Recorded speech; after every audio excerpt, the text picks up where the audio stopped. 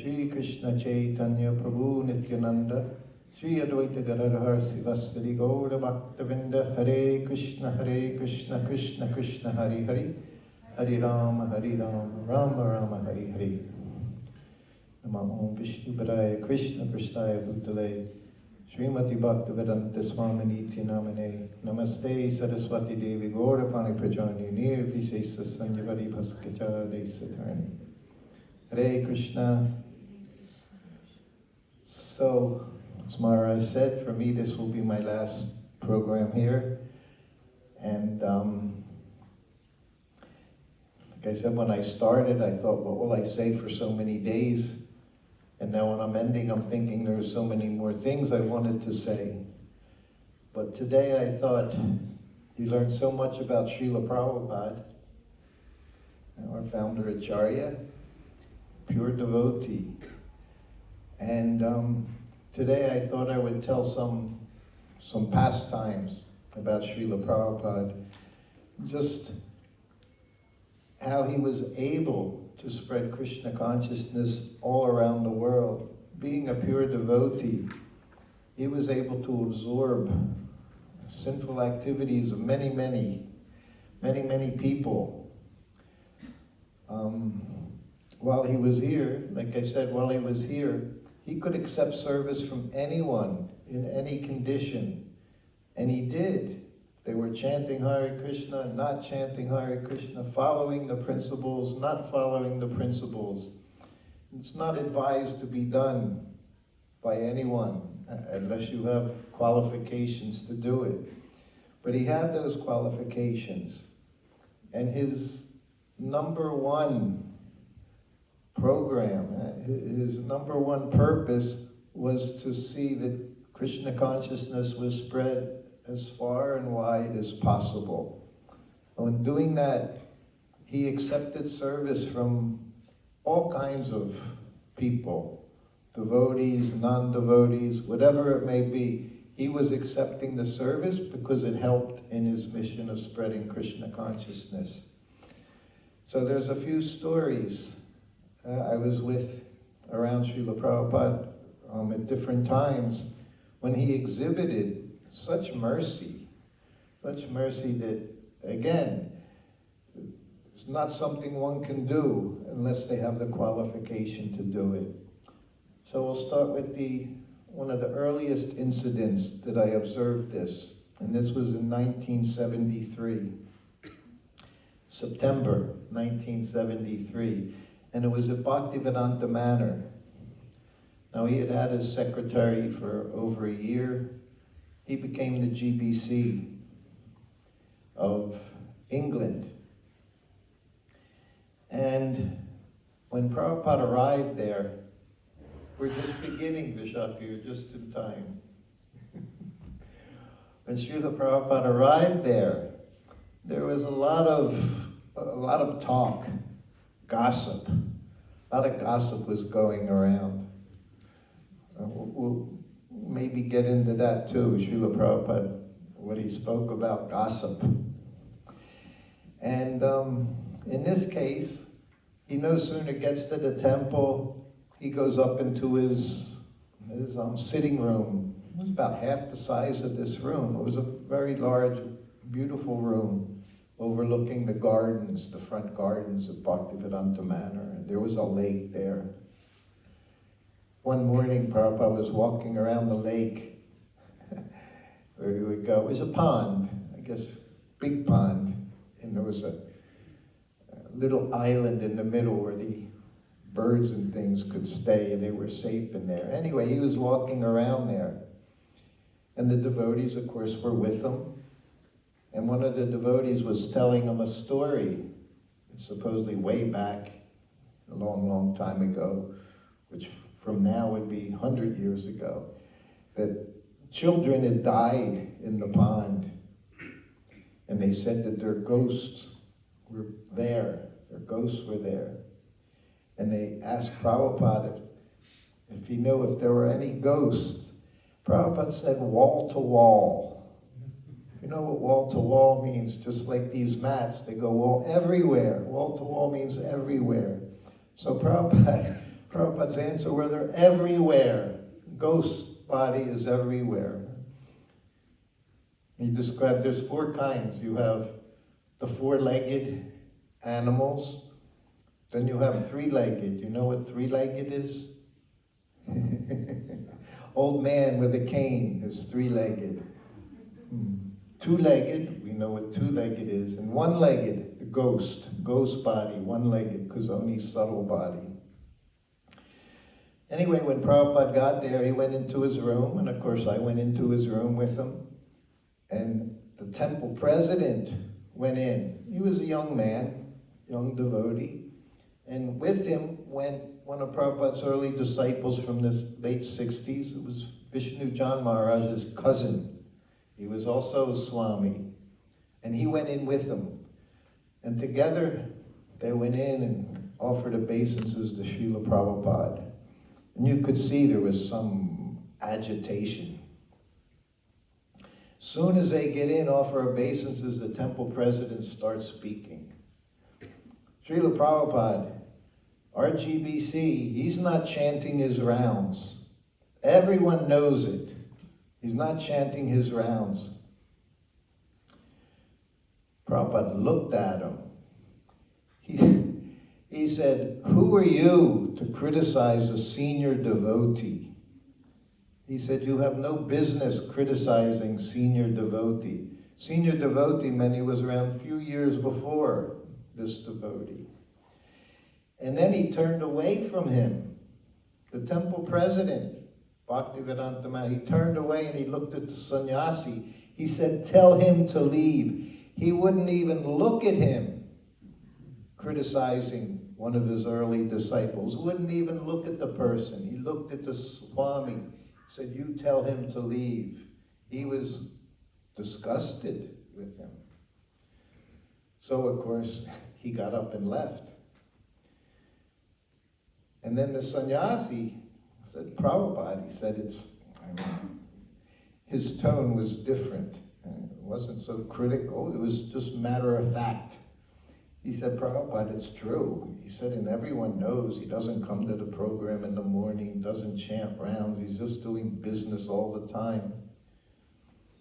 And Prabhupada looked at him. He said, Arjuna wasn't chanting his rounds. You know who we're talking about here? Arjuna, Bhagavad Gita, fighting battle of Kurukshetra. He said he wasn't chanting rounds. He said he was very busy fighting. He said, anyway, you should look at it like that. Not that you try to find some fault, but you should try to find why perhaps it's going on. He said you should look at it in that way. And he just dismissed him. Of course, he called in the GBC and he told them, very important, he said, you have to set an example for everyone. He said, you're the leader here, you must set an example. But this is how Prabhupada looked at things. He saw the service. He saw the service, and when someone did big service, especially so many in the beginning, opened up temples under very, very difficult conditions. We were just some months ago in Canada at a festival. Malati was there. She was one of the first devotees, 3 Grahasta couples that went to England to open up the center. And she said night after night they had nowhere to sleep.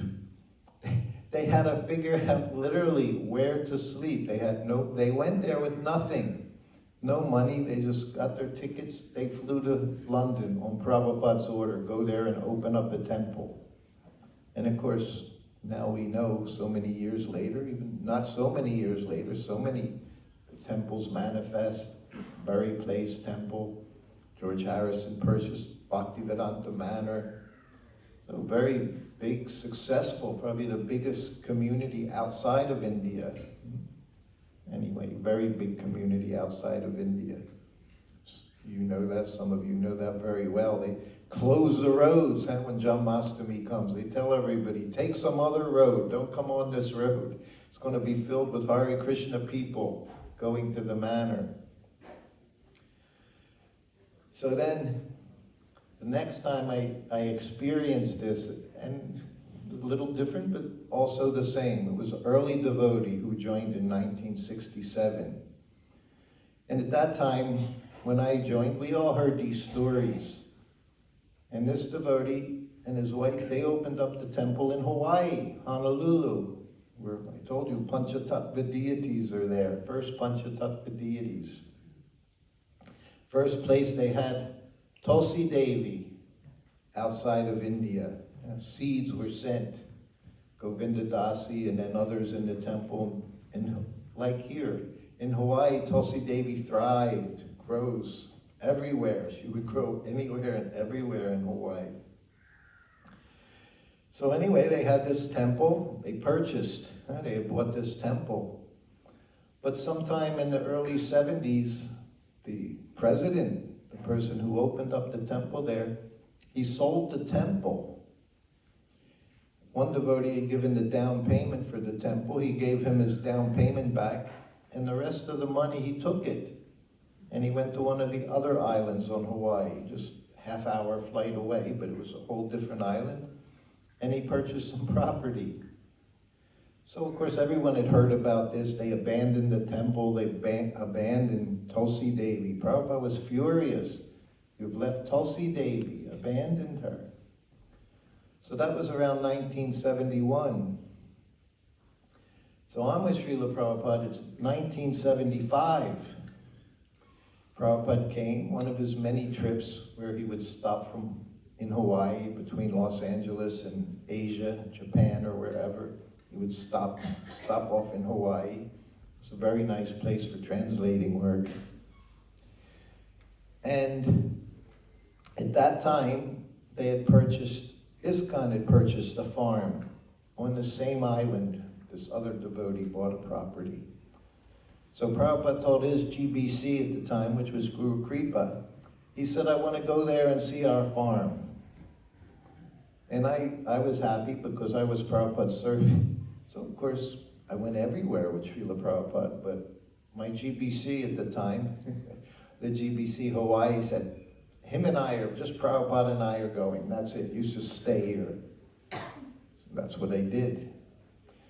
So anyway, Prabhupada gets there, he flies to the other island with this devotee, and as soon as he gets there, he says he wants to find this devotee who had sold the temple. His disciple sold the temple. He wanted to find him.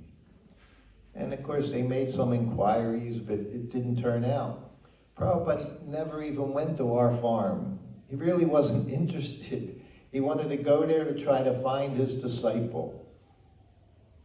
But it didn't happen.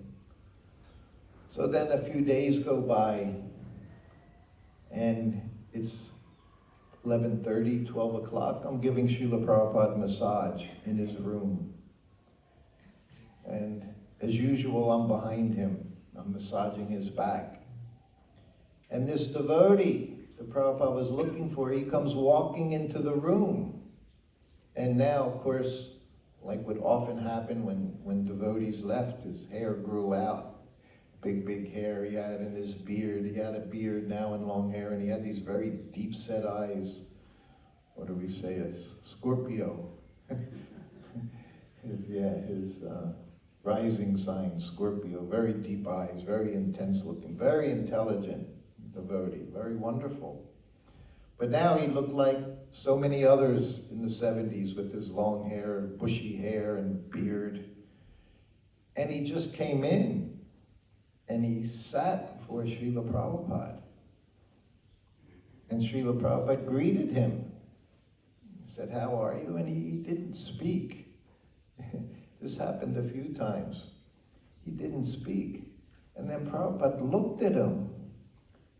He said, what offenses have I made that caused you to leave our society? He said, I've offended you. He said, what offense have I done that's caused you to leave? And this devotee didn't respond. Again, just sitting there. I don't know what was in his mind or in his body or anything, but he just sat there and stared at Prabhupada. And Prabhupada kept saying the same thing. He said, I've offended you somehow. What did I do? and tears were in his eyes.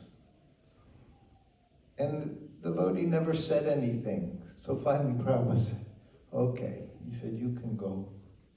Then he just got up and left. That was the end of that meeting. Not one word? Didn't say anything. This happened a few times with Prabhupada disciples. They just sit there and look. So then he got up and left. And I'm still behind Prabhupada, massaging his back. And he said, he is a big rascal. He said, but I love him. And that was it. That was 1975. Actually, I happened to be in Krishna Balaram Mandir in September 1977 at Srila Prabhupada's feet. He was lying in bed at this time, of course, very, very ill. And this devotee came.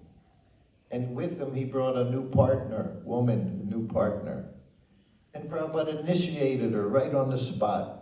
Right there in his room, he gave her initiation. I guess it was probably the last initiation he did. But he initiated this woman. And, of course, Prabhupada never asked for anything from him. He just wanted him to engage in service somehow or other. I said, these are not normal activities. They're not normal activities of a guru. But Srila Prabhupada was not your normal guru, not just he was very special, empowered, and he could do anything. And he absorbed. He told me, 1974, he said to me, sitting under the tamal tree, he had been very sick for a few weeks at that time.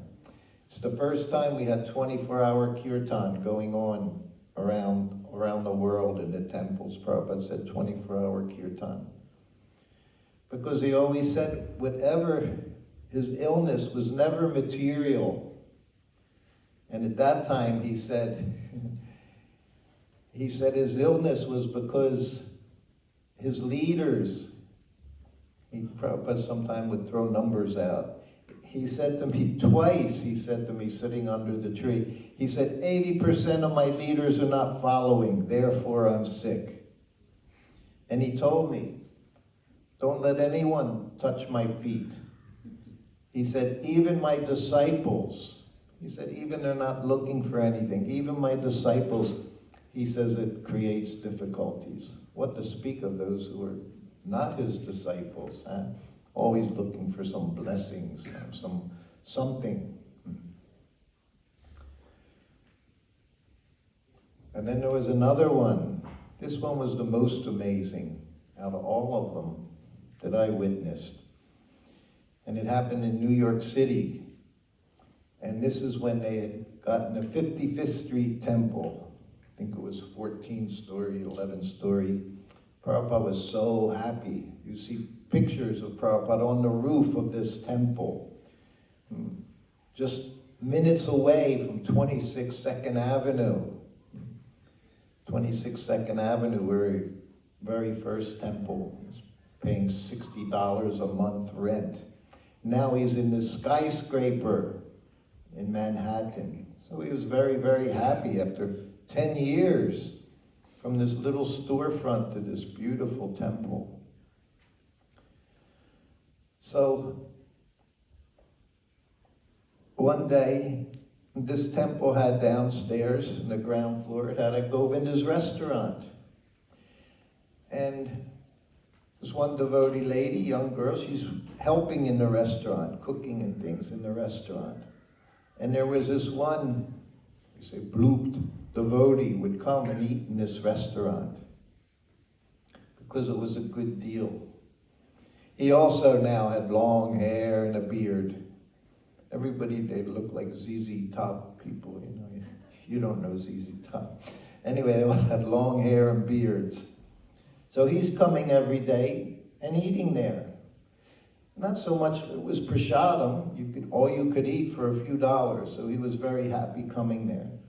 But none of the devotees would talk to him because he had become offensive. He would speak.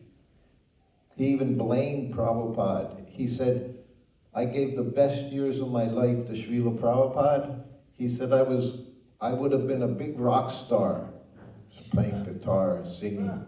He said I would have been a big rock star, but I joined the Hare Krishnas because of Prabhupada. Because of him, I lost the opportunity. He didn't follow any regulative principles, none out of 4. Maybe he didn't gamble, that I don't know, but other things were going on. And this young girl, she talked to him because she couldn't help herself. She knew he was a devotee. She knew he had fallen down, but she had a big heart.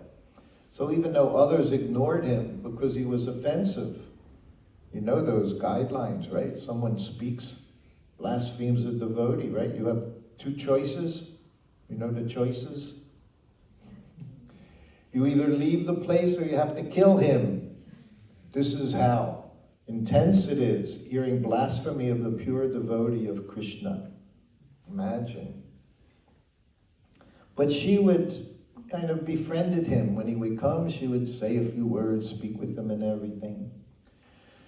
Anyway, one morning, all the devotees, it's noontime, all the devotees are in front of the temple. Big sidewalk, New York City sidewalk in front of a skyscraper. And they're all there chanting Hari Nam in front of the temple.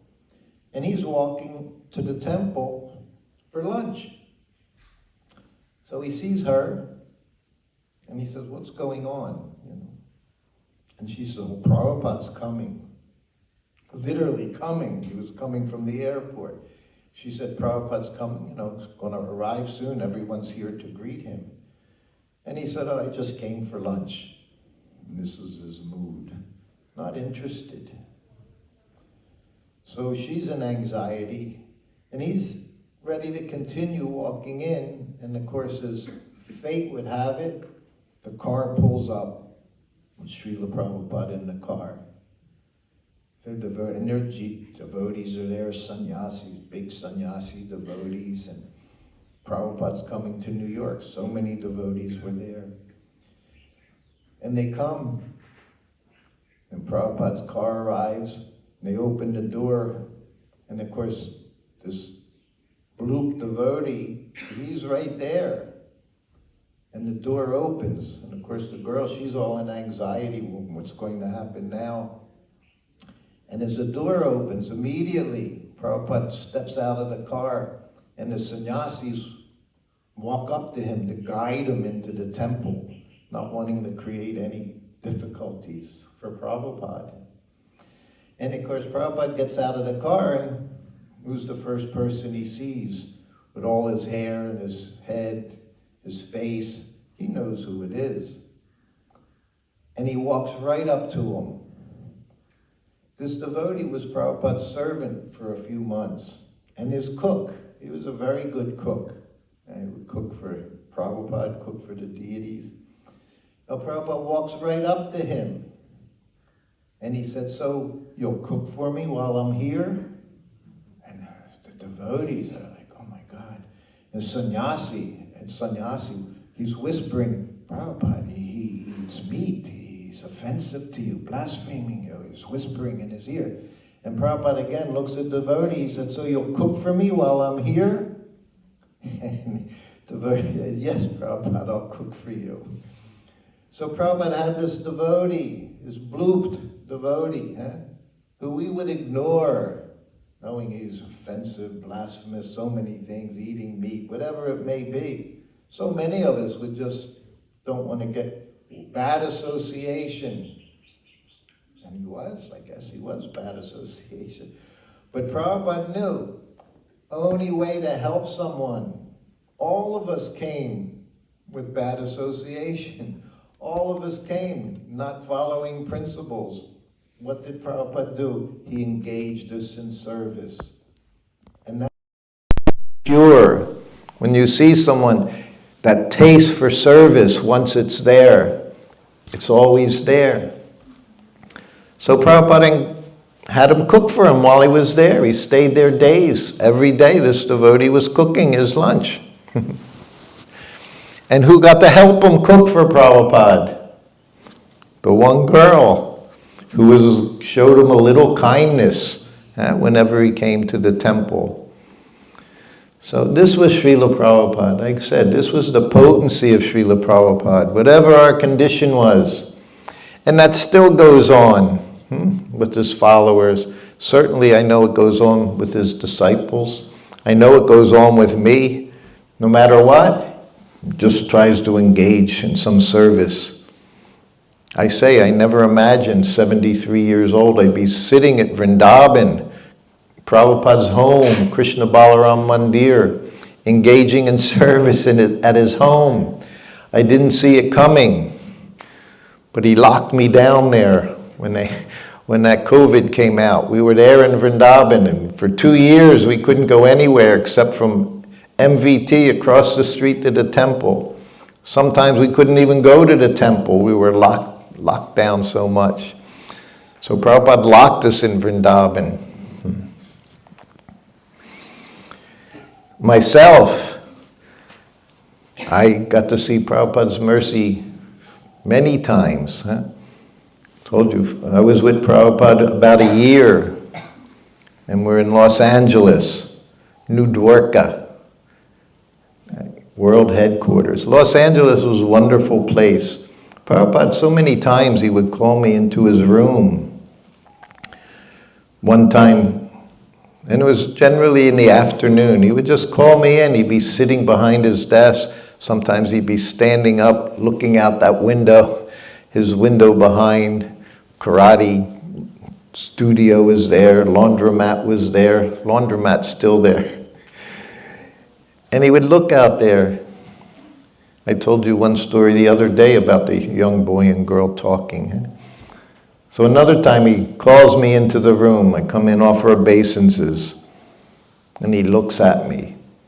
He said, ultimately you have to fly your own airplane. We've all heard this one, I hope. You can have so much help, but when that time of death comes, that's what he said, you have to fly your own airplane. No one there, whether in the room, whatever's going on, it's all up to you. And this is why we spend our whole lifetime, chant Hare Krishna, engage in service.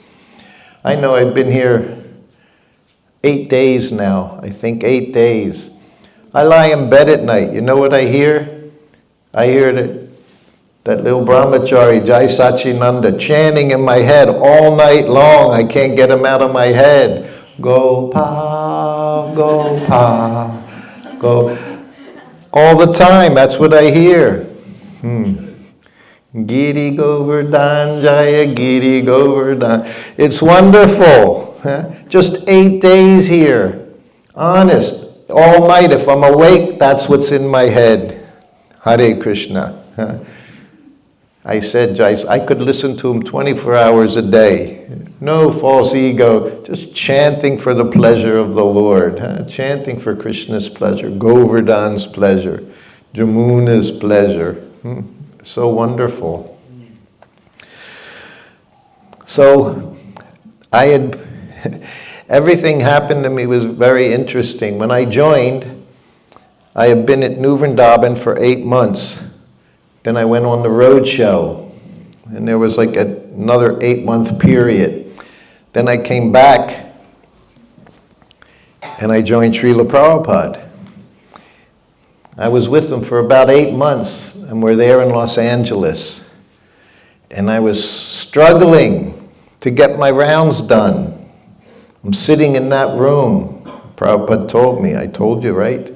Couldn't even go to Mangal Artik. Just sitting in my room all day long. Lots of time, but this young boy, his mind was disturbed somehow or other. He wasn't getting his rounds done. There was lots of irregularity in my service. Prabhupada, very regulated. Wherever he went, same schedule every day. We could change 10 time zones. He would just change his watch and boom, he's following the same schedule. But our bodies didn't react so easily.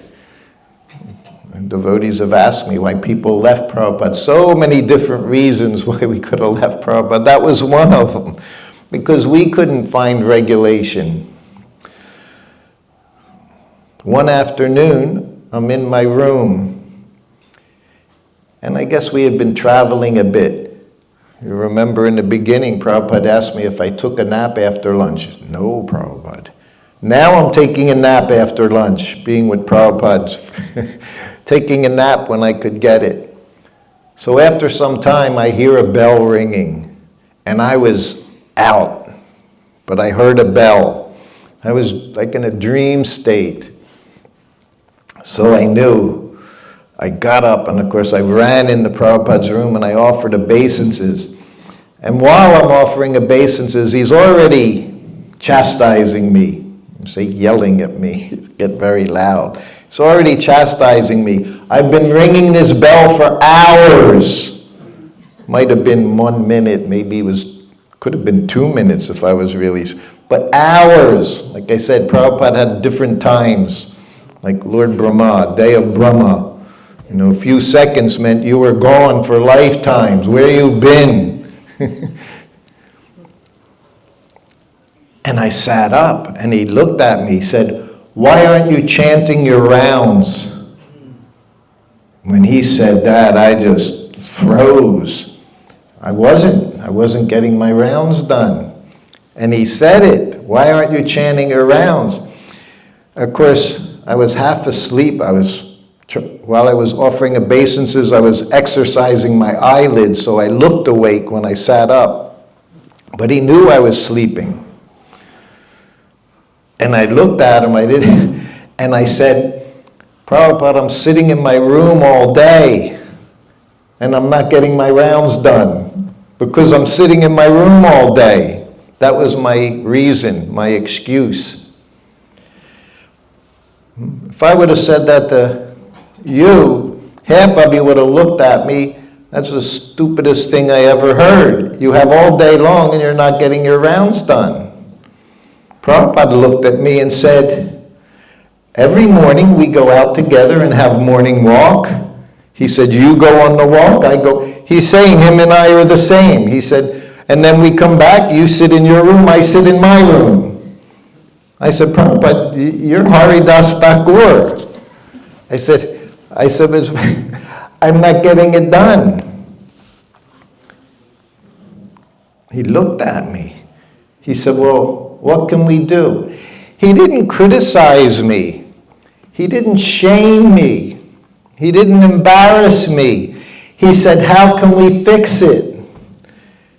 And of course, I'm totally bewildered. I don't even know how to deal with someone like this. He's actually trying to help me, even though I said really stupid things. He said, how can we correct it? What to do?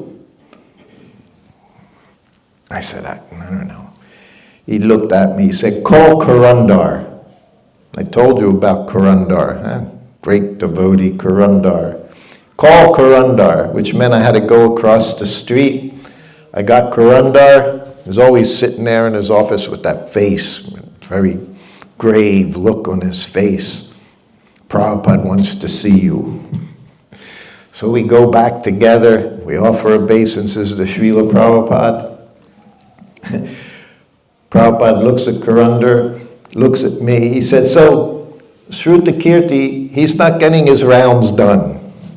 And he says, he repeats just what I said to him. He's not getting them done because he's sitting in his room all day. He said, what can we do? Kurandar's like, Prabhupada said, I have an idea. He said, just like here, he said, every morning, early morning, late night, I'm translating Srimad Bhagavatam.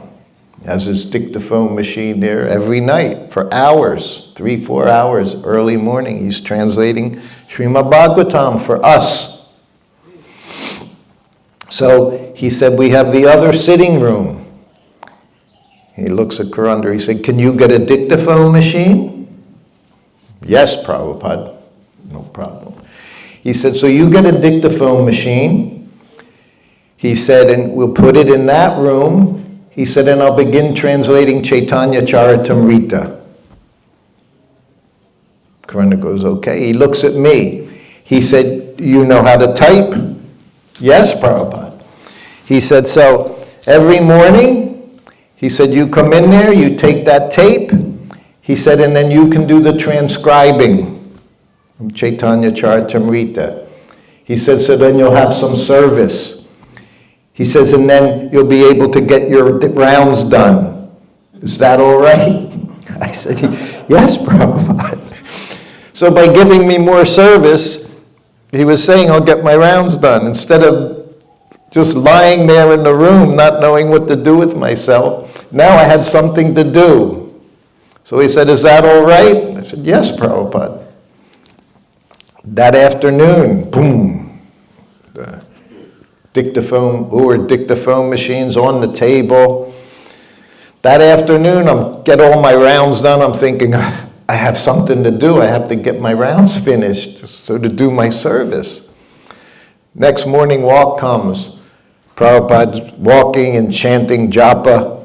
He's showing me. I'm on the walk with Prabhupada every morning. I'm on this walk with Prabhupada every morning. My hands in my bead bag, I'm chanting my rounds along with Prabhupada. By the time we get back, class is over, I have all my rounds done. Because I have to transcribe this tape. It's going to take a couple hours. When am I going to do it? So I have to chant my rounds. So this is how Prabhupada solved the problem. He didn't say, you have so much time in that room, you should be chanting 64 rounds a day. No, he took exactly what I said to him, and he gave me a solution. This was how Prabhupada did things. Again, he didn't shame me, he didn't embarrass me, he gave me a solution. I gave him a problem, I told him what my problem was, and he said, will this do? And I said, yes, Prabhupada. So the first day, I go into the room in the morning and there's some tape. He started Chaitanya Charitamrita because of me. You should all know that. In history, it should be known. Prabhupada started translating Chaitanya Charitamrita because Sruta Kirti wasn't chanting his rounds. And I'm like excited. And I could. The best class I ever took in high school was one semester, was learning how to type on an electric typewriter back then, an IBM typewriter, 1968. There was electric typewriters, and I learned how to type. I was very efficient at it. I was decent. So I put the headphones on, and I'm hearing Prabhupada's voice, and I'm typing everything. It took a while to get it done, but I did. And I got my rounds chanted. Then the next morning before the walk, I go in the room, and he didn't record anything on there. He did Srimad Bhagavatam in the other room. Next morning, I go in the room, same thing. And for the time being, he didn't do any Chaitanya Charitamrita. But I'm chanting my rounds every day now. Why? Because he cared. Wasn't a question of doing this, doing that, saying this, just because he cared.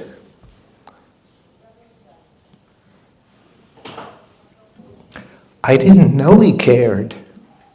I was just a servant.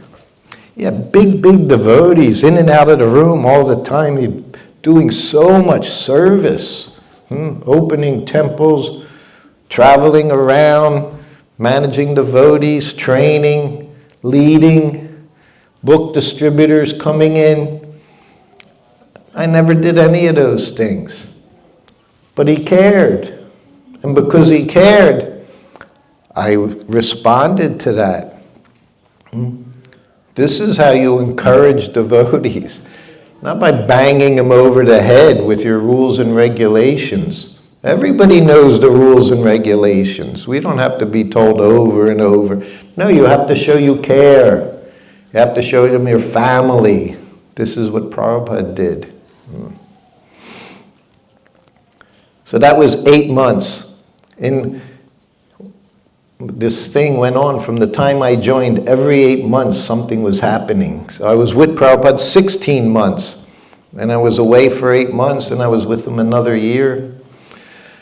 So anyway, then some more months go by, and I'm traveling with Srila Prabhupada.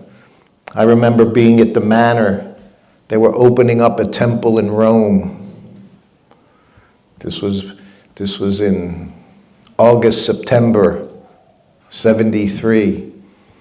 And Prabhupada looked at me. He said, so they need some devotees to open up the temple in Rome. He said, you're Italian. He said, do you want to go? I was not Italian. I was Italian-American. I was second generation in America, but I was Italian descent. So Prabhupada said, you're Italian. Would you like to go? I said, no, Prabhupada, I'll stay with you. Looking back, 3 months later, I left Prabhupada. And I realized he was giving me an opportunity to try to do something without leaving him was there, but to do something good within his ISKCON. But I didn't take it up, I stayed with him. Then again we get back to Los Angeles, traveling.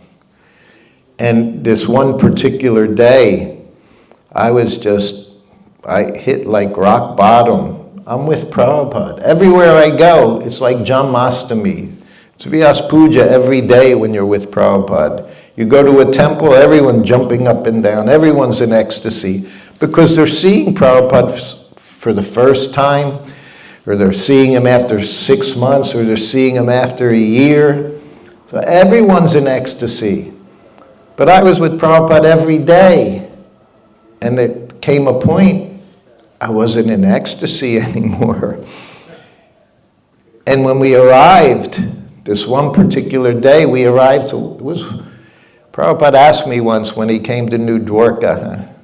He did the same thing in Mayapur, exact same thing.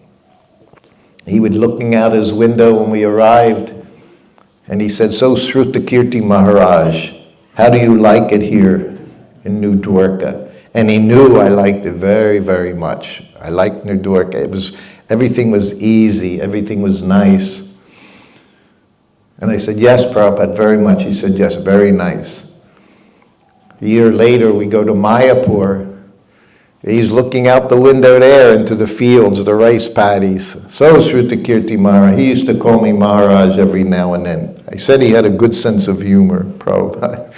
So Sruta Kirti Maharaj, he said, how do you like it here in Mayapur? And for me, I liked it, but it wasn't easy there. And I said, yes, Prabhupada, very, very nice Mayapur. He said, yes, he liked Mayapur very, very much. Putting that temple there in Mayapur, he was very happy. So now we take this flight, and we arrive in Los Angeles at the airport. And there was, again, a procedure. I said, Prabhupada, on the airplane, there was a certain procedure. When the fasten seatbelt sign went off, what did we do? Prasadam. Have prasadam when the lights went off, when the plane took off. So now, when the plane's getting ready to land, seatbelt sign goes on. Prabhupada also had a program. Fasten your seatbelt. What did he do? He got up and went to the bathroom. Every time. That was me. Now it's time to go to the bathroom. And it was always, you'd have the stewardesses, the stewards, whatever. Sit down. Prabhupada, he didn't understand English. Either that or he didn't hear them. He ignored them. And he would just get up and walk towards the bathroom, which meant I got up because I'm in the outside seat. I got up and I have to follow him to the bathroom. And they would always look at me. You have to sit down. And I say, that was always sorry. Just got to do what I got to do.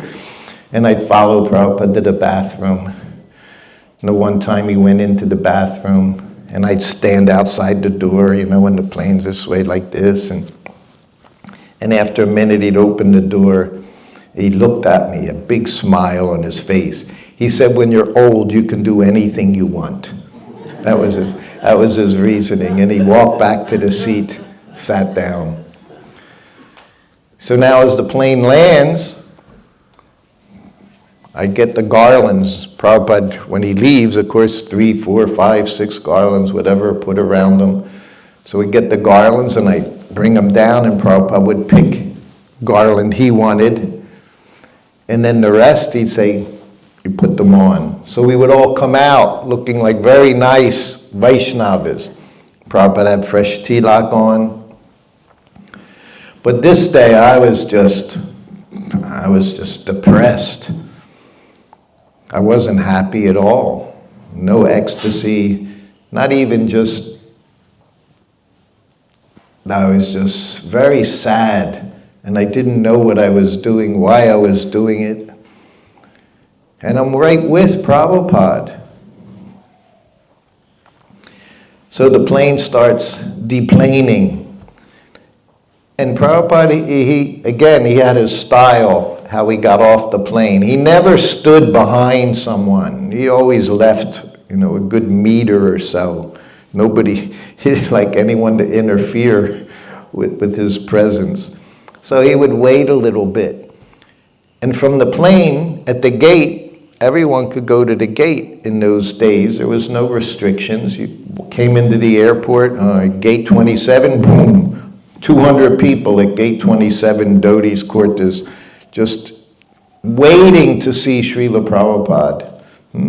Can't wait to see Prabhupada. And I'm with them. I don't feel anything. So the people are going out. And every time there's a little space, and then the next group are going out, and you could hear the kirtan getting louder and louder, as they know, every moment goes by, Prabhupada's going to be coming through that doorway anytime. So finally, Prabhupada walks into the gate area, and I'm right behind him.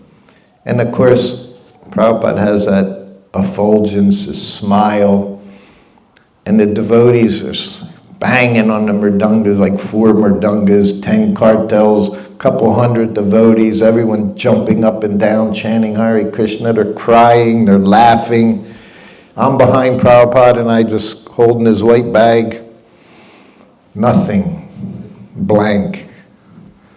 In fact, I felt worse, because I see everyone's happy and I'm not. So then you're even more upset. And we walk all through the airport, get to the car, and I'm following Prabhupada. Somebody has to get the laundry, or his suitcases. I didn't have to do that. So I get in the car with Prabhupada. I'm holding his white bag, and we're sitting there, and it's very quiet. And I'm just totally in my head. We get to the temple. So now I get to the temple. It's late morning. I have to get things ready and have to set up the cooker. So I do all that. And I'm just miserable, feeling sorry for myself. Anyone ever felt sorry for yourself? I was feeling very sorry for myself. So then I'm massaging Prabhupada. I'm right behind him. I'm massaging his back. I felt so miserable. And I was with Prabhupada all the time. And somehow or other, I opened my mouth. And I said, Prabhupada, all the devotees, I said, they're in ecstasy when they see you. They're in ecstasy when they're with you. I said, they're dancing, jumping up and down, they're laughing, they're crying. I said, I don't feel anything. I said, they all love you so much. I said, I don't feel anything. He didn't say anything. So now, not only was I having my pity party, I tried to get him to say something, to make me feel better. I told you don't ever start a conversation. And this one, you should never ever start that conversation. But I did. I said it to him. And of course I was hoping he'd say something that made me feel better. But he didn't. And I have to massage him for like another hour. And not one word was spoken that whole time. Not one word. So now, I thought I felt as bad as I could feel, but now I felt worse, because now I told Prabhupada that I have no feelings for you.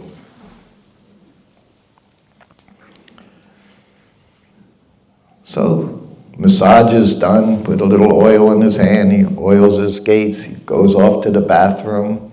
I run into the servants' quarters, I have to prepare all his lunch, everything. So I do all that, make the chapati, everything's going on. I serve him his lunch.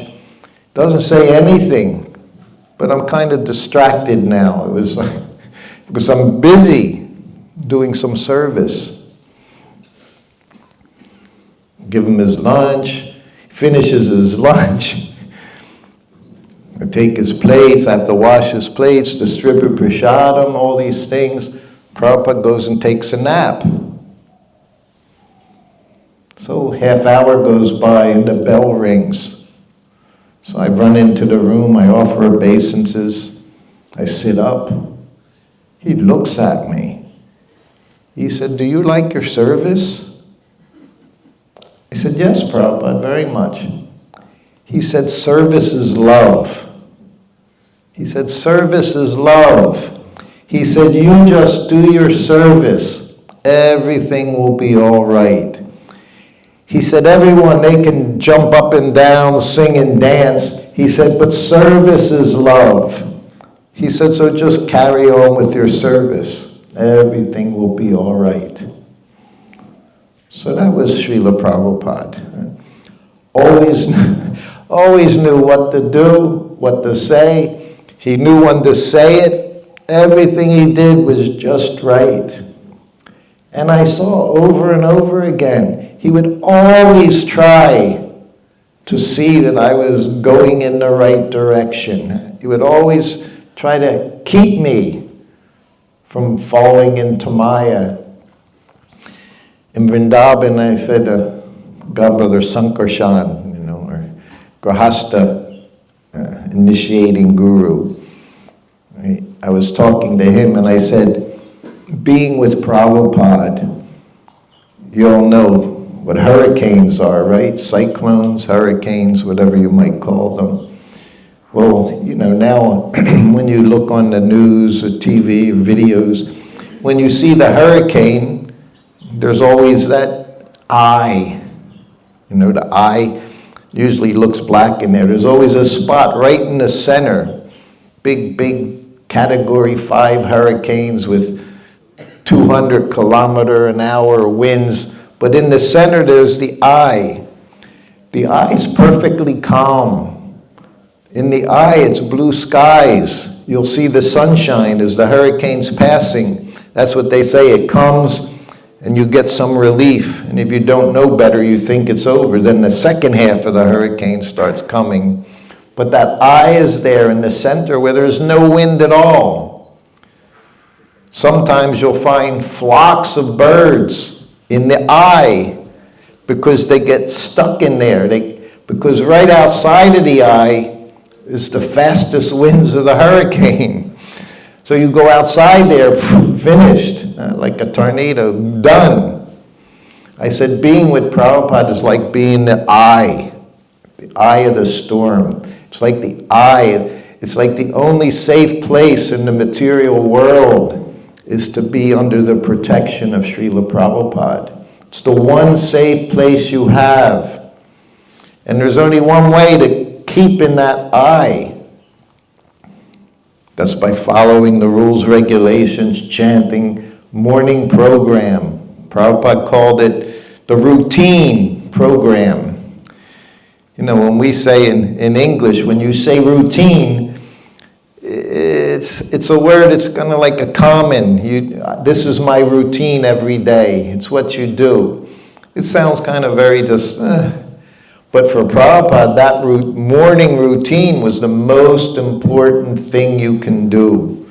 You don't ignore the routine. He said it's the very basis, the foundation of Krishna consciousness, of being strong in Krishna consciousness, is the morning program called the routine. So for us, whoever we're following, whatever disciple, grand disciple, our whole protection is do everything very carefully. I also said, attentive. I see. I don't know any devotee, and there are many devotees, I'll say, are attentive, not that they're not. But Radhanath Maharaj, he sees everything all of the time. That's why this place is developing the way it is. He'll sit there and he just looks and looks. You got to do this, you got to do this, change this, change this. It's attention. It's attention to the details. One morning walk, it was at Juhu. Prabhupada came down the stairs and he would go outside. There was a nice garden out there at that time before all the big temple building went up. And there's 20 devotees waiting for Prabhupada to come down the stairs for this morning walk. It's sunrise time. He comes down the stairs. Of course, when he comes outside into the garden area, everyone offers obeisances, offers their dandavats. But one devotee stood there and he just had his arms, his hands like this. Didn't go down on the ground. Didn't offer dandavats, didn't offer obeisances. Just stand there like this. And Prabhupada starts walking and I'm next to him.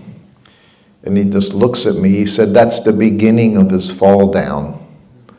One thing, one little thing. You think, it's not a big deal.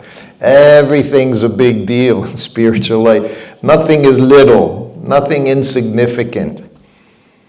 I told you, I could go in and out of his room 100 times in a day, just for lunch, 20 times in and out of his room, bringing him more of this, bring me more dal, bring me more sabji, bring me in and out. Every time I offered obeisances.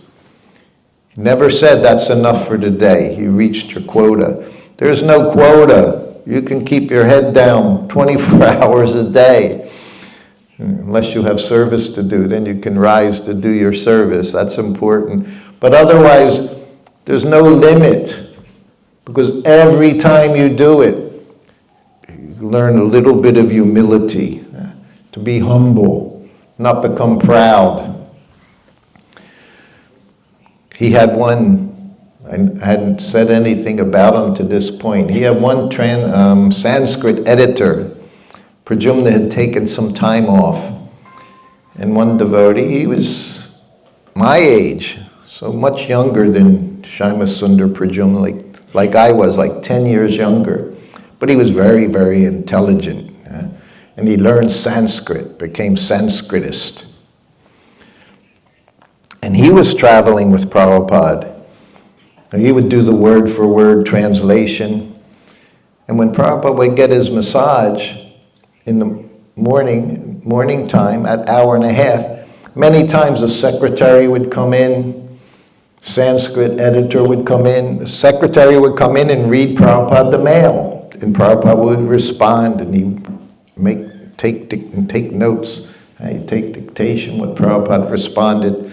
Sanskrit editor would come in, questions about the word for word. So that was this devotee. He was Grahastha at the time. So I'm behind Prabhupada, I'm massaging him. And he comes in, Sanskrit editor comes in. He comes in, he offers obeisances. And he sits up and he has a question about a word from Prabhupada's dictation the night before. Prabhupada gives him a response. He leaves the room. So 5 minutes go by, he comes in again. And this time, he offers obeisances, but you know he's not saying anything. He just went down 10 seconds or so, sits up, and he asked Prabhupada a question. Prabhupada responded, and he gets up and he leaves the room. 5 minutes later, he comes in the room. Right? Third time, I told you, threes. It won't go past the third time. Prabhupada's going to respond. And he sure did. He comes in, he pops his head down and pops right up. Before he could say anything, Prabhupada said, you offer your obeisances to the spiritual master. He said, none of this hatchet. Prabhupada called it a hatchet. You all know what a hatchet is, right? You know what an axe is? You cut down. So Prabhupada used that analogy, the hatchet. You're cutting your whole spiritual life just by that disrespect. Big position. Think you're a Sanskrit scholar. Prabhupada said you offer obeisances. He didn't last much longer. A few months later, we're in Vrindavan. And in Vrindavan, Prabhupada was very protective. Most dangerous place. You think Vrindavan is the best place? It is. Because it's the most dangerous place means it's the best place. If you have one side, there's always the other side. I told you, my Vishaka Saki, my wife and I, we haven't been to any other temple in Vrindavan except Krishna Balaram Mandir in 5 years. We have our service there. Prabhupada's there. It's Prabhupada's home. Where else is there to go? Go here. Visit this temple, these deities. No, we just stayed there. Because anytime we went anywhere, Prabhupada would chastise us. I told you this. One day he asked for his secretary. I said, Prabhupada is not here right now. He's visiting the temples. When he got back, Prabhupada immediately called him.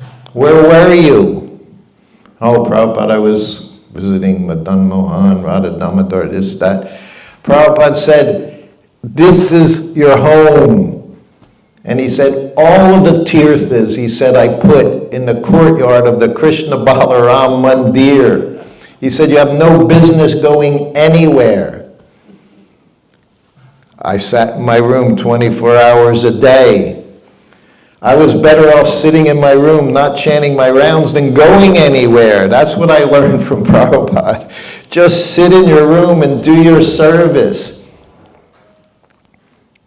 In Calcutta, Prabhupada's home, he would go to Mangal Artik. He would be in the back, because from the veranda, from his room, you go on the veranda a few steps, and there's the back of the temple room, and the deities. They're in the front there. So Prabhupada would come to Mangal Artik and he attended sometimes.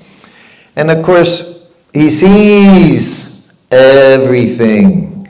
He sees everyone. He knew every one of his disciples in there.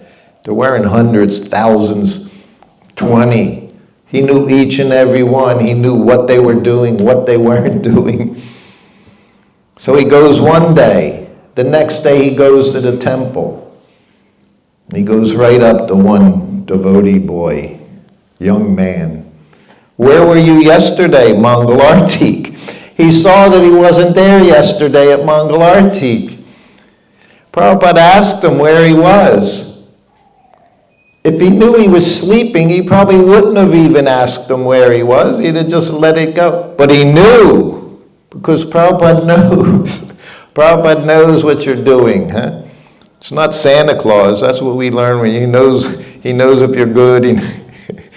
No, Prabhupada knows when you're good. He knows when you're bad. And he said, where were you yesterday from Mangal Artik? He said, oh, Prabhupada, I was at your birthplace at Mangal Artik, seeing the deities there at your home. Prabhupada said, this is your home. That's not your home. This is your home.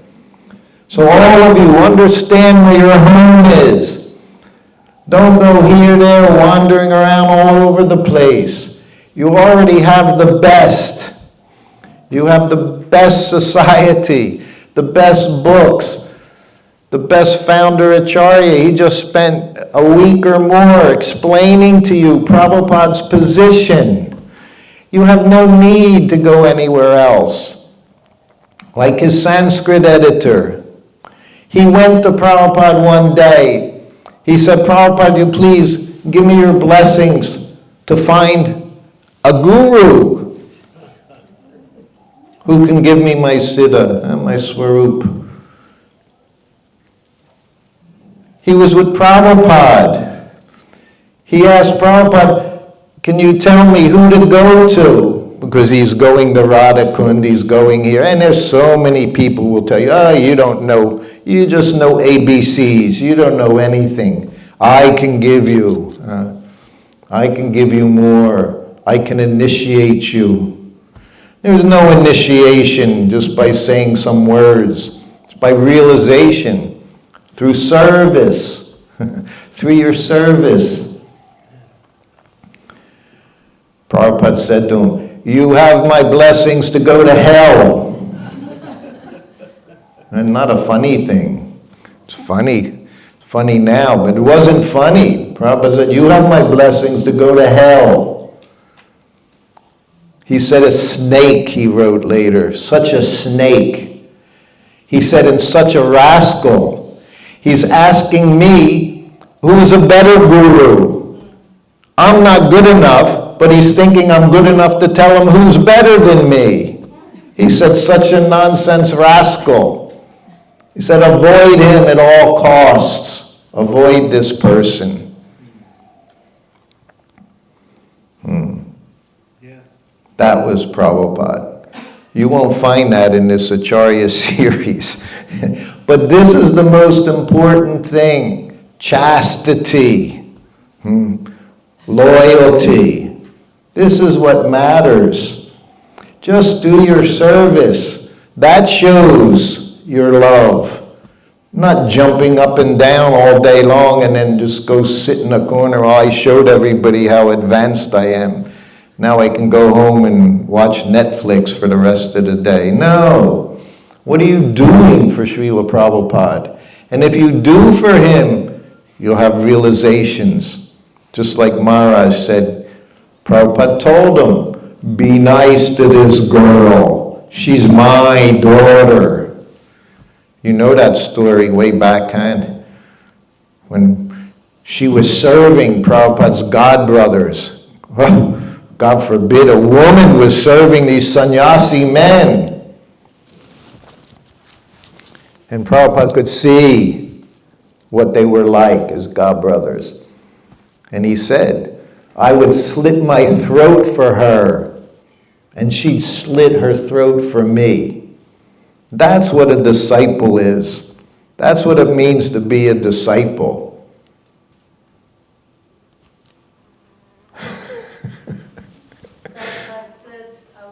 She would slit anyone else's throat for me, and I would do that for her.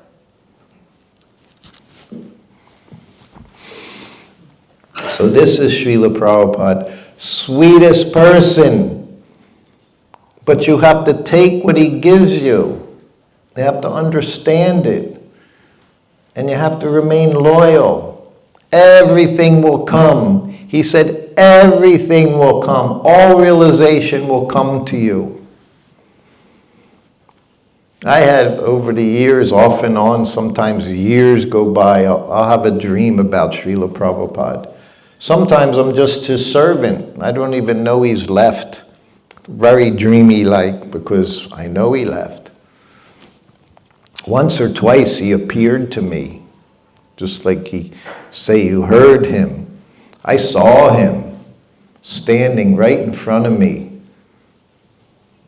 Beautiful, with his garland on, nice saffron cloth, just like he looked when I traveled with him all the time.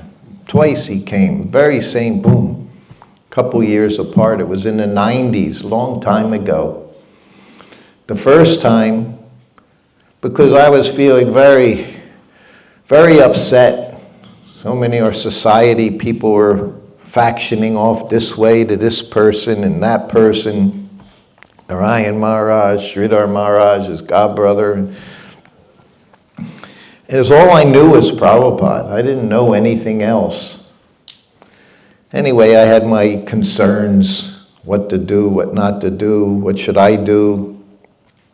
And he just was standing there. And I did a dandavat. I just dove at his lotus feet and crying on his feet. And I looked up. He patted me on the head. He said, "Don't worry, everything will be all right." And he was gone, just like that. I woke up crying. And then some time went by. It's the very same thing happened. Again, as soon as I see him, I think, oh, and I just fell. And this time I looked up, but he didn't pat me on the head. He looked at me. He said, "Take a stand." And then he disappeared. That was 30 years ago. And I always figure, well, this is a standing up for Srila Prabhupada. But somehow or other, he locked me up in Vrindavan. And I'm trying to take a stand for him there at his very home. Most important temple in the whole world that Prabhupada set up. His temple, his home. Every square inch, Prabhupada is there. He's walked you can't go anywhere where Prabhupada hasn't been at that temple. And he literally sits there in his samadhi, in his physical form, is right there in the samadhi. He left his body, or he left right there in that bed in his sitting room, where I would sit with him day after day in 74, 75. And now I find myself in that place. And I just want to make it the best place. My wife and we want to make it the nicest, bestest temple in the world, because it should be. Because it's Prabhupada's home, Krishna Balaram Mandir. He drew what those deities should look like. He watched them as they were being made. Gave, do like this, do like this. That's his home. You want to go and worship deities at Prabhupada's home, go there. Very nice. We can visit jackfruit tree where Prabhupada was born. All those things are nice. You have an opportunity. But these places are important. The places he gave us. Gave us to practice Krishna consciousness, make advancement in Krishna consciousness, to maintain for Srila Prabhupada. These are what's important. Not to run around here and there for our own gratification. Most important thing is service. Way back when, early in the 68, Madhvisa, Prabhupada called him the Emperor of Kirtan. He was so good. His Kirtan was so nice. He wrote, Prabhupada, when we go out on Kirtan, on Sankirtan, how do we engage people? How do we attract them to chanting? Who knows what Prabhupada responded? What did he say? He said, we're not trying to attract people. We're trying to attract Krishna. Everything you do, we're trying to please Guru and Krishna. Not that this person will be satisfied or this. No, your only business is to try to satisfy Guru and Krishna. And if they're happy, your life is successful. You can make, Radhanath Maharaj, he gave the analogy last night to the yoga group. We all know the watering the root of the tree. Always that's our business, to water the root. Krishna is the root. And the means there is through the spiritual master who engages us in service. So this is our business. Don't be a nonsense rascal. Don't be a rascal. We're all rascals. We come because we're rascals. That's why we're here. But he's a reformer. He's reforming us through his books, through his followers.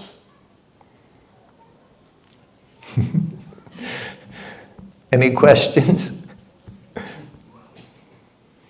I thought I would end on a very high, happy note.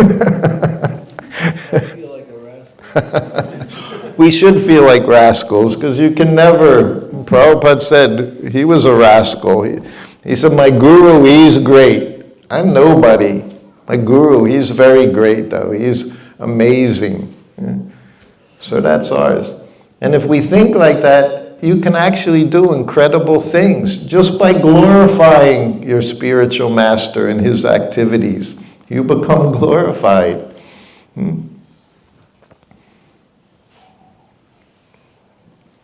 Grace. Hare Krishna.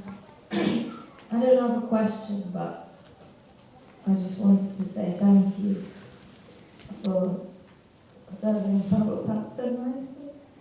And we're so grateful to you. I think that,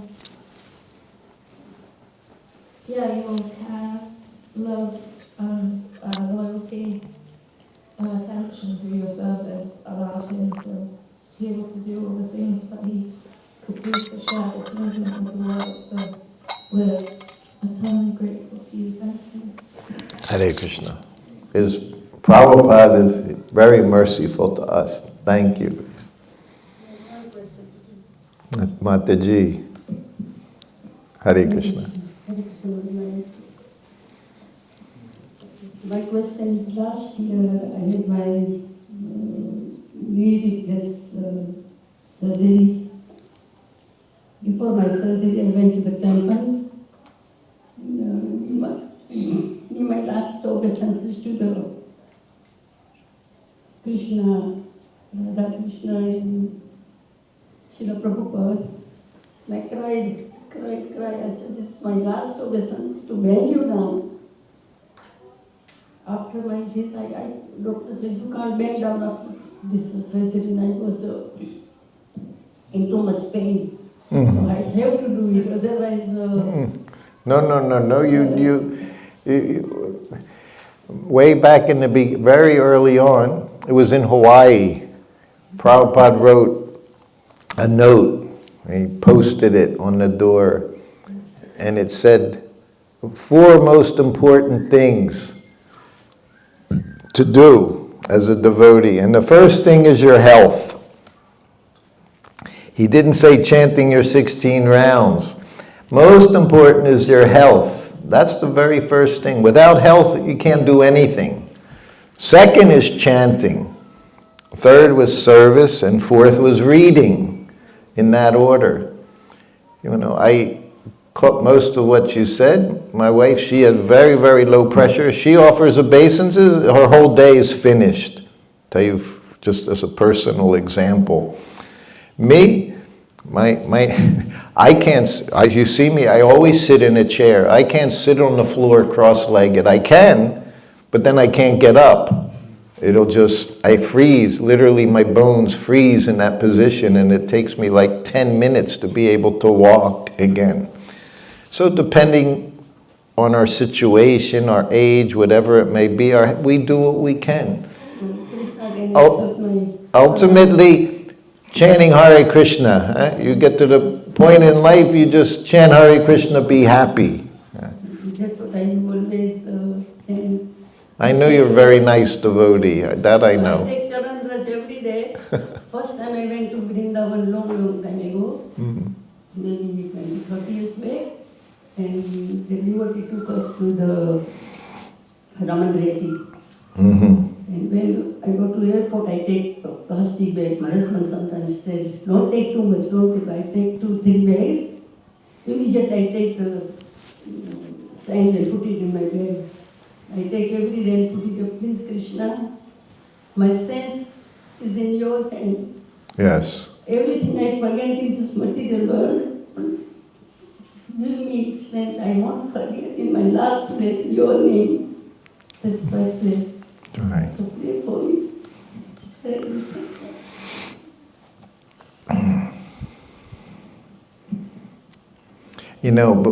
Just 1 second, this April 1st through April 6th, 2025 is the 50th anniversary of the opening of Krishna Balaram Mandir, 50th anniversary of the installation of Krishna Balaram, Gaur Nitai, Radhashama Sundar, Lalita Vishaka, 50th anniversary. And we want to have a big, big celebration, and we want everyone to come.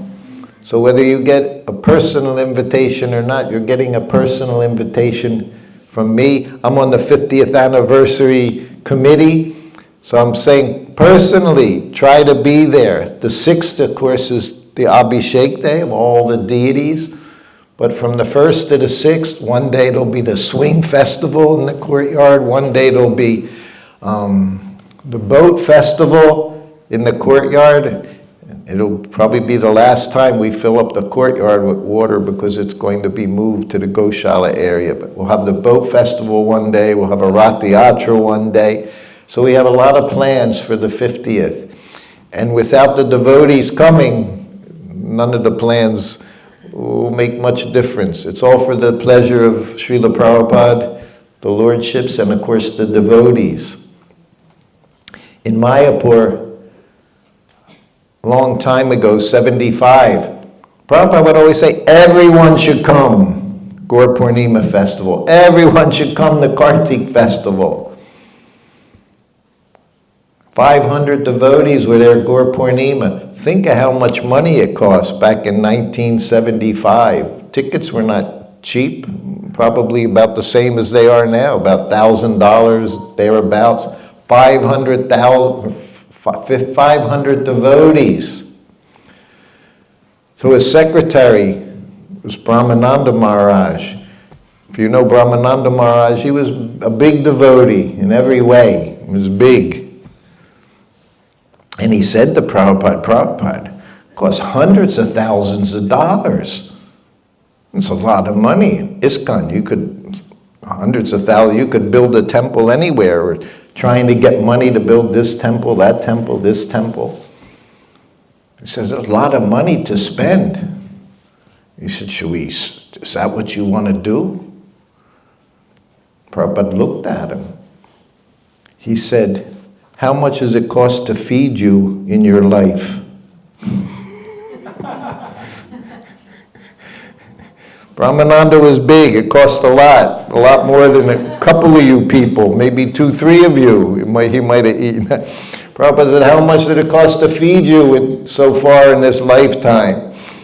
He smiled. Yes, Prabhupada. He said, whatever it takes. He said, it's a necessity. He liked coming to these holy places to become recharged. And the recharge was to be hearing. He said from the Goswamis. He said our Vrindavan temple, he said just like the 6 Goswamis were there. He said we should have dozens of Goswamis to give in good instructions, transcendental instructions. So just like you came here, very wonderful here. You go here, you visit there, we go to the Jamuna. Every night we've gone to Govardhan Artik, Jamuna Artik. We've gone to visit Radha Vrindavan Bahari. We're going to see Madan Mohan every night. Last night we didn't, because Radhanath Maharaj came and we listened to him speak. So you have to pick. You have to do what's best for you all the time and understand the best thing you can do is hear from devotee, from pure devotees. That's the best thing we can do. And then follow those instructions. Anyone else? Yes, Prabhu. Hare Krishna. Thank you so much. Hare Krishna. Amazing class again. So it's a 2-part question that could possibly be answered together. You mentioned Srila Prabhupada gave you more service so you could chant for 16 rounds. And we're aware how much service Srila Prabhupada did himself. So Yeah. the first question would be, do you know how many rounds Srila Prabhupada would chant in general? And then secondly, I've kind of experienced sometimes when you chant with senior devotees, you feel a certain energy when they're chanting, or you enter into the room and you can feel that kind of magnitude of energy. Did you ever experience anything like that with Srila Prabhupada? Could you share some? For your first question, which has been asked to me probably more than any other question, and I always basically say the same answer, is I never asked him how many rounds he chanted. I've seen him chanting any time of the day, in the early morning, on the morning walk, later in the morning walking around in his room. In the afternoon I've seen him chanting. I've seen him chanting at nighttime, sitting in bed while I'm giving him massage. But I'll tell you, which I might have said it, but I'll tell you again in New Dwarka one afternoon, you know. I think I did it. Let's see. I have 11 done here. So one day I walked into his room. Well, he called me into his room, and there's no one else in his room. When I say he rings the bell and I go in, there's no one there. That was my service. The bell rings, you go in the room, you know, the servant goes in the rooms. So many times he called me in the room just to say something to me, which I still am in amazement that he was that kind to me, that he cared so much. So that time, he rang the bell. I went into the room. I offered obeisances, and his feet are pointing out under his desk. His lotus feet are showing under his desk. And I sat up, and he went, now I've finished my 16 rounds. I can do any damn thing I want. So that was his message to Sruta Kirti. Wasn't something he said on the Vyasa to the group in general, but he knew me. And you know, I knew him a little bit personally. So that's what he said to me. Now I finished my... So he was telling me, chant your 16 rounds, and whatever you do, of course within reason, you know, not that we can do anything, but anything you want, meaning whatever you do, you've got your rounds done. Most important thing. That was most important thing. So as far as if he chanted 64, you know, these things I can't say. Although I do know they say, back in his Grihasta days, it was said in Gaudiya Math that 64 rounds were for the temple devotees, and Grihastas who had their businesses, whatever, their family, 16 rounds was the standard. But I can't verify that because I don't think I was there at that time to do it. Does that answer? Can you verify this story? I don't know. I heard it only once from one person. The person is no longer on the planet. He was a Prabhupada disciple. His name was Pita. Do you remember him?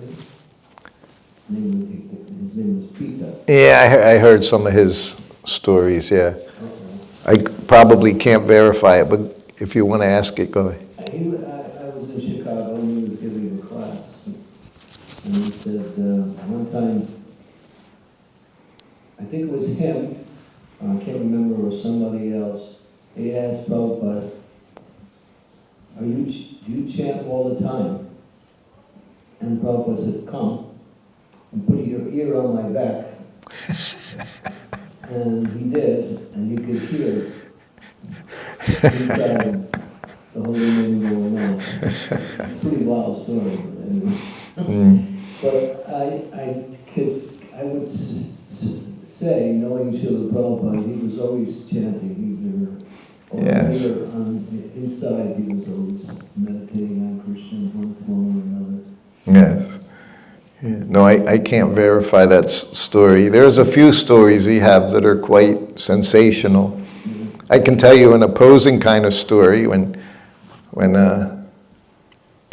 the temple, whether it was, doesn't matter whether in Vrindavan or somewhere, and one devotee said he was looking through the keyhole. Oh, yeah. And when he looked through the keyhole, it was like he could, it's all he could, it was like the Brahma Jyoti in there. It was so bright, you know, he saw this bright. And so then that went around, and then finally somebody asked Prabhupada, you know, Prabhupada, they say that, you know, and they looked in your room and there was this bright light, you know, like the sun shining in the room, and Prabhupada just shook his head, just said, just see, which meant, this, you're going to hear all kinds of funny things, you know. But so that was a just see moment. Told you, one time I got called into his room, and sannyasi, and this was also in New Dwarka, Los Angeles, and the sannyasi said, Prabhupada, did you say World War III is going to start? And I'll pick a date, you know, March 2nd, 1976. And Prabhupada said, I never said that. He said, where have you heard this? And the sannyasi said, well, the devotee said that Sruta Kirti said that you said that World War III would start at this date. Prabhupada looked at me, he said, "Did you say that?" I said, "No, Prabhupada, I didn't say that. I never heard this before." He said, "Just see." He said, "They'll say, Prabhupada said this, and Prabhupada said that, but unless you hear me say it, I didn't say it." And that's why I always said, read the books. Read the books. When Satsarup Maharaj was compiling Leelamrita, when he would hear sensational stories, he would write me or call me and say, "Can you verify this?" And I was never able to verify anything.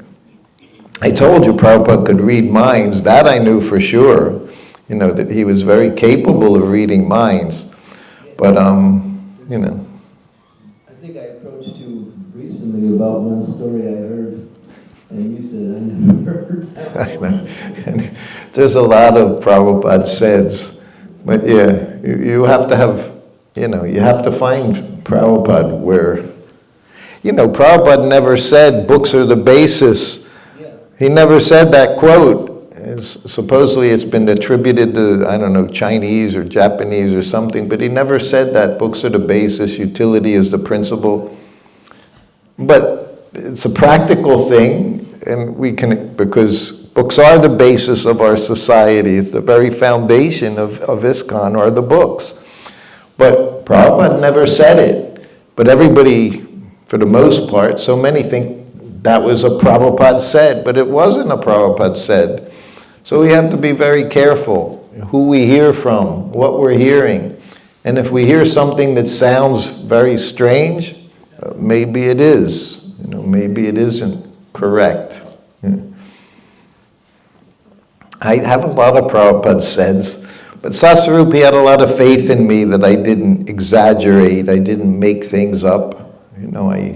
I did my best to just repeat what I had heard.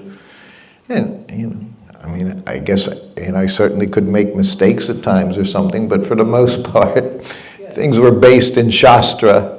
The example was when those sannyasis said, "Well, Prabhupada's not saying it, but he's actually God." They turned that into a whole, program of describing Prabhupada in that light. Yeah. When Prabhupada heard that, he was not sannyasis can't stay anymore.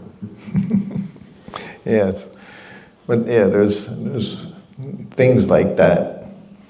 Any Prabhupada could have said something to an individual. This same sannyasi that talked about World War III, it was just 6 months after he took sannyas. He was married, he was a grahasta, he wasn't brahmachari taking sannyas, he was a grahasta taking sannyas. And he was like 30 years old. And he became Prabhupada's secretary for 1 month, and I was the servant. And although I considered myself very, very neophyte, was certainly not a person you're going to ask advice from or confide in, he came up to me and told me how difficult it was for him being a sannyasi and how he was still attached to his wife and feels like his heart has been ripped out of his chest, and you're not talking to the right person here. I can't do anything for you, So he said those things. And then he went into Prabhupada's room and he told Prabhupada. He wanted to go back to his wife. He told Prabhupada. He said, "I'm suffering." He said, "I'm attached." He said, "I feel like I'm dying." And I was in the room. But Prabhupada didn't force him to take sannyas. No. And Prabhupada looked at him, this sannyasi. He said, "Just last night I dreamt about my wife." He said, the attachment is so strong. And that's why I said Prabhupada could say something to someone, and maybe Prabhupada did have that dream that night. Maybe he didn't, but he used it to explain to him. Basically, and he said, you just have to suck it up. Or as we say, you just have to bite the bullet and do it. You're a sannyasi. Then, of course, he went back with his wife, and Prabhupada said, oh, now serve as a grahasta. So he didn't condemn you. He would tell you, shastrically, no, don't do this. You can't do this. And then when you did it, he would say, all right, now carry on with your service. It wasn't like you were eternally damned because he says don't do it and you did it. No, then he accepted you. That's what I said from the very beginning. That was my point. What Prabhupada did, no one else could do what he did. No one could carry us. He carried us. And he's still carrying us. And if you think he's not, you're going to fall down eventually. Because only thing we have is Prabhupada's mercy. As he said, the only thing I have is my spiritual master's mercy. And when you come to that realization, it's a fact. When you realize that fact, you can do so much. So much you can do. I was looking at Maharaj, Radhanath Maharaj last night. Not just this place, and then there's Chaupati, and he travels here and there. And I was looking at him talking to this group, the yogis, and I was thinking, because living in Vrindavan, you see all these, bearded people with, tilak running up and down, red and white, and this and that, and most of them are Mayavadis, so many Mayavadis, and they'll tell you all about Radharani and the gopis. They'll give you so much. And people want that. We all want that. But you have to qualify. Not just all of a sudden somebody... Lord Chaitanya didn't talk about these things except with two associates. He didn't speak about it. He chanted Hare Krishna. He gave Krishna to everyone. Hare Krishna to everyone. That's what we do. That's our business. So Prabhupada could do anything. And ISKCON has always been, like he said, we're taking people right off of the streets. We're taking people who don't know anything and they're becoming devotees. He says, so certainly difficulties are there. But you have to tolerate, you have to instruct, and you have to do whatever is necessary to see that this movement pushes forward in a pure way as Prabhupada gave it. To please Krishna, not for our sense gratification, not to get lots of clicks on Instagram and Facebook. That's not the business. That's fine too. But understand the purpose is just to give Krishna to everyone. Not so you become something, like he told Madhvisa. Try to satisfy Krishna. Then those that are sincere, they'll be attracted. And those that aren't, like sometimes Harinam, I've seen people walk by the Harinam party covering their ears so they don't hear the holy name. Covering their ears, so fallen, they can't even hear the name Krishna. All right, it's getting later. I guess we need to stop here. It's been wonderful. I have to thank Candramauli Maharaj in Vrindavan. He invited me to come to take part in this, to speak, and I happily agreed so I could have his association. And when I could, I came here to see. And very nice program. I want to get it from you, everything from you, because it can help me maybe be a little more, do a little more when I speak as well. But you all have Prabhupada's mercy, otherwise you're not here. Don't think blessings. You have blessings. What are you going to do with those blessings? You don't need to ask for blessings. You need to take the blessings you have and give it to others. And then you get more blessings. Radhanath Maharaj, he can rub heads, little kids' heads, and this head, that head. I can do the same. But the blessings are coming from Srila Prabhupada. Long time ago, 12 years ago, along with a few sannyasi godbrothers, we did Dandavat Parikram around Govardhan. It wasn't easy. It was very difficult. And one of the sannyasis went up to this one devotee. He was one of the ones putting 108 stones in each spot as you go around. It took us 10 days. So you do that 108 times, you can add that to the 10 days. Some of them put 540 in one spot. I forget how many years it takes to go around Govardhan. So he went to one of those and said, please give me your blessings. He said, I have no blessings. He said, Govardhan's giving blessings. So know where blessings are coming from. They're coming from Guru and Krishna by your service. Service is love. That rings in my head every day. Sky is blue because Krishna is reflecting. The jasmine, that's Krishna. That night queen jasmine, that's Krishna. These things that Prabhupada said. And why do I remember them? Because I repeat them over and over and over. Over and over. We never stop. Srila Prabhupada ki jai. Hare Krishna, thank you. Candramauli Maharaj ki jai. Mr. Kirti Prabhu ki jai. We want to thank Maharaj. Prabhupada said, yeah, you can say. I mean, he had to come all the way from Vrindavan, along with his wife, and put everything outside that he's doing there, which is, he's one of the persons who helps to manage many of the services there. He also has his own service. Put that all aside just to be here so he could inspire all of you in Srila Prabhupada Katha. So we're really, we can't be grateful enough for his presence.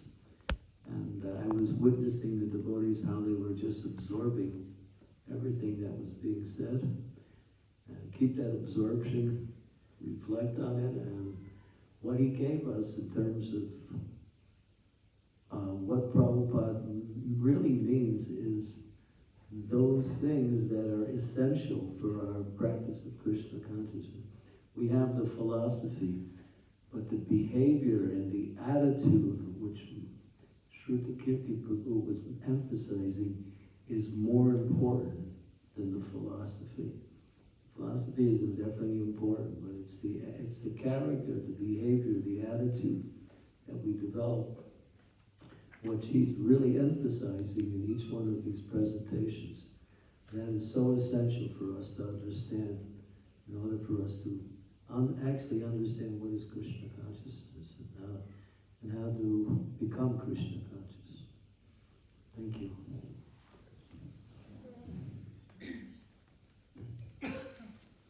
So what's the next step? We just wanted to say a few words to express our gratitude. I actually met